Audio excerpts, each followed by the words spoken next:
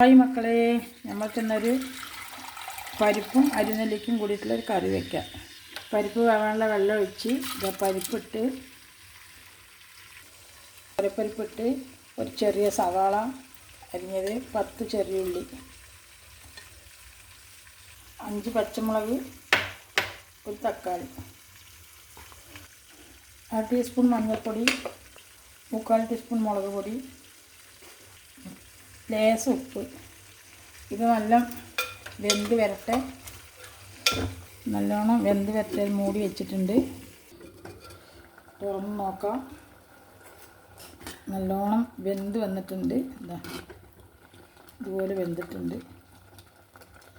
ഇനി നമ്മുടെ മെയിൻ ഡിഷായ അരിനെല്ലിക്ക ഇതിലിടാം.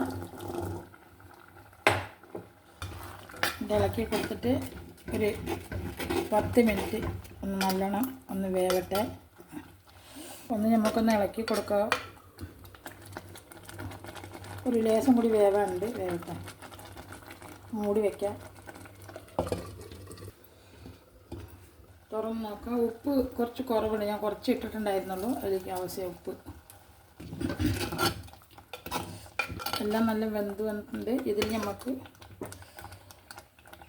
ഒന്നാം പാല് നല്ല അരമുറി തേങ്ങയുടെ പാല് ഒന്ന് ചൂടായി വരുമ്പോൾ ഇറക്കിയിട്ട് വറവിട്ട് കൊടുക്കുക. നെല്ലിക്ക പരിപ്പ് കറി ഇവിടെ റെഡി ആയിട്ടുണ്ട്. നമുക്കിനി വേറെ ബൗളിലേക്ക് മാറ്റി വറുത്തിടാം. നമുക്കിനി വറവിട്ട് കൊടുക്കാം. 2 ടീസ്പൂൺ വെളിച്ചെണ്ണ, കടുക് ഇട്ട് കൊടുക്കാം, കറിവേപ്പില ഇട്ട് കൊടുക്കാം, ചെറിയുള്ളി ഇട്ട് കൊടുക്കാം, മുളക് പൊട്ടിച്ചിട്ട് കൊടുക്കുക.